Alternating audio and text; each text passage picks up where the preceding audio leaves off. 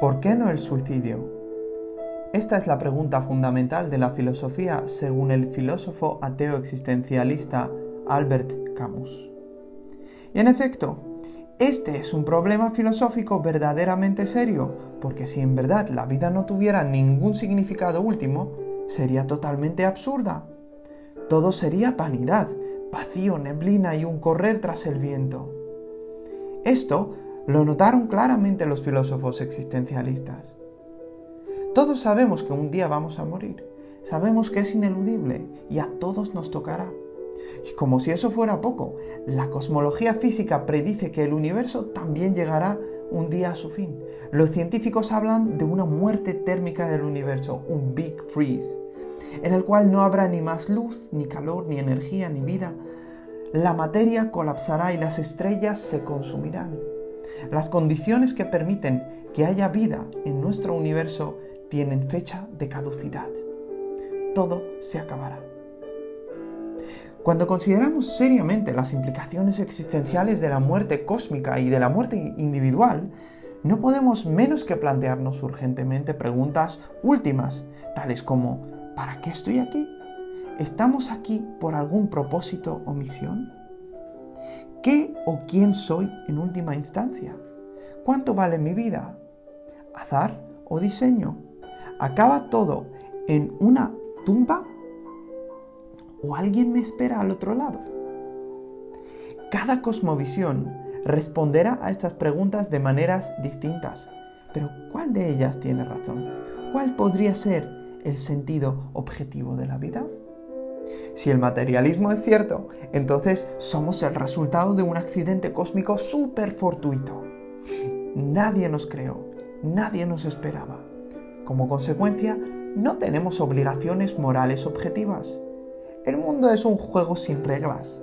La vida humana no tiene ningún valor más allá de aquel, claro, que cada uno queramos darle. Nunca rendiremos cuentas por nada de lo que hayamos hecho.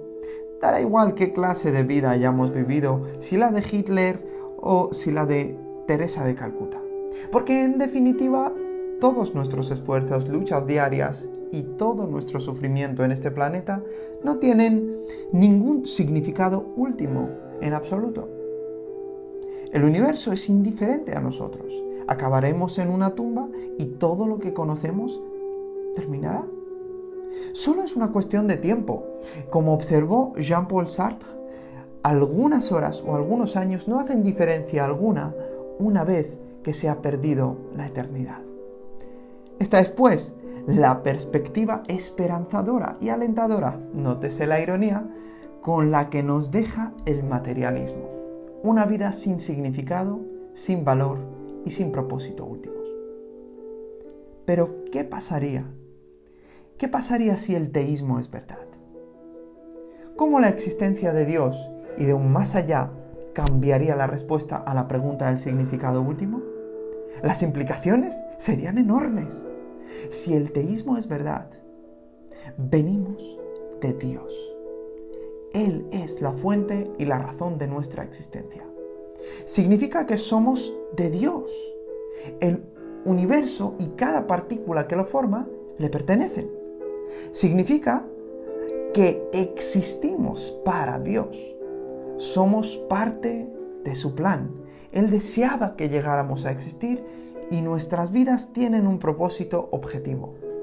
Lo que llamamos el bien es el carácter eterno de Dios, centro y fuente de todos los valores y deberes morales objetivos que tenemos hacia Él, hacia los demás, hacia el mundo y hacia nosotros mismos. Lo que llamamos el mal, respectivamente, es cada decisión en la que violamos ese orden y propósito divinos. Bajo la perspectiva ateísta, conocer a Dios y disfrutar de una relación con Él, de su amistad, de su presencia, de su amor eterno e incambiable, es el bien supremo. Dios es el ser perfecto, infinitamente sabio, absolutamente justo y todo amoroso. Es de ahí que solo en Dios se encuentra la paz, el gozo y la verdadera satisfacción que los seres humanos buscamos en esta vida.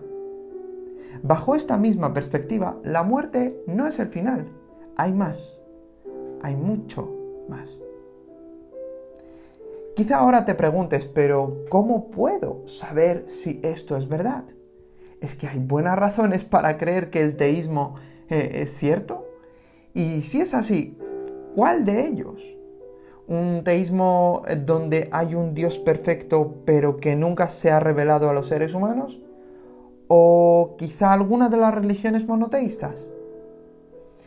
Aunque se podría hablar de muchas evidencias que apuntan claramente a la existencia de Dios, como puede ser el ajuste fino del universo, el inicio del universo en el Big Bang, el origen de la conciencia, el origen de la vida, el origen de la moralidad objetiva, de los milagros documentados, de casos de experiencias cercanas a la muerte documentadas, entre otros.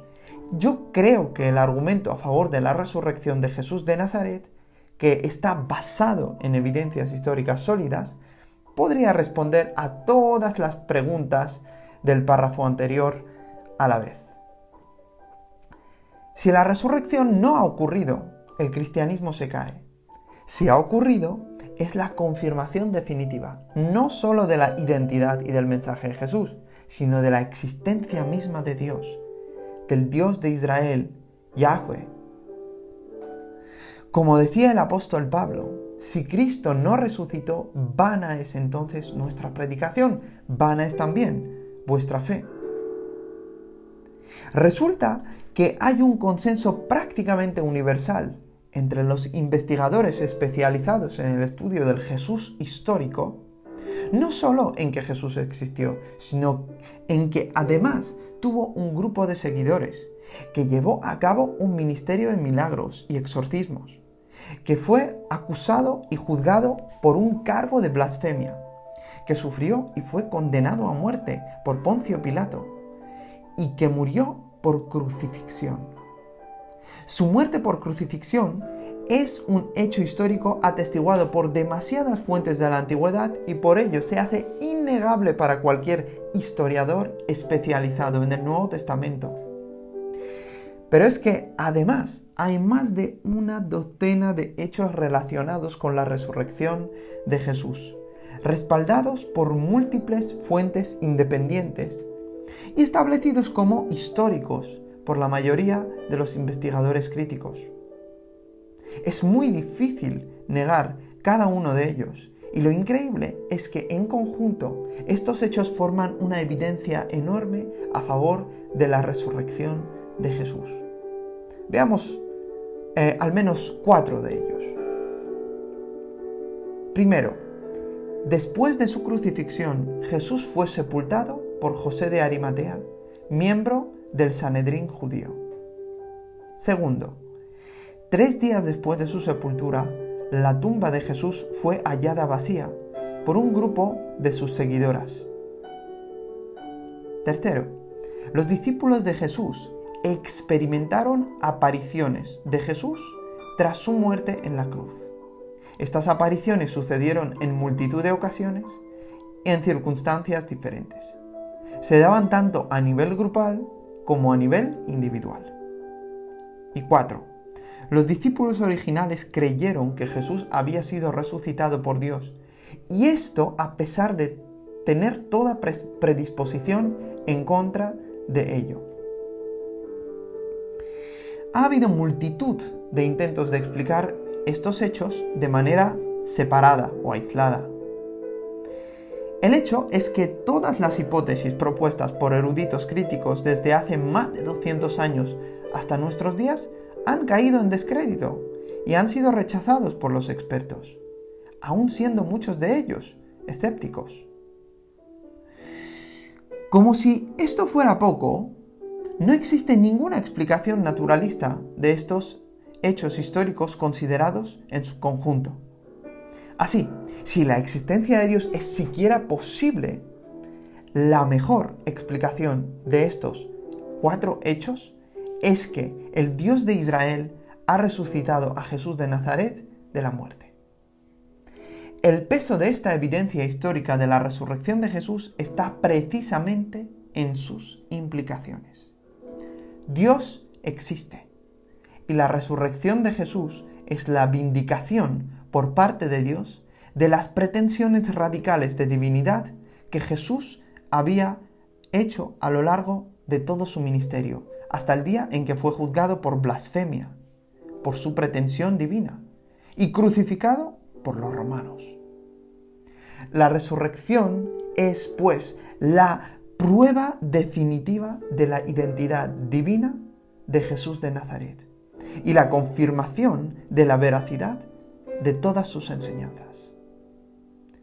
Dios se autorreveló en la historia. Vino a buscarnos y a salvarnos de nuestras vidas vanas, alejadas de Él y de su propósito. Por ende, para descubrir el sentido objetivo de la vida, necesitas hoy conocer al que dijo: yo soy el camino y la verdad y la vida. Nadie viene al Padre sino por mí. Solo Él podría darte las respuestas verdaderas a las preguntas últimas.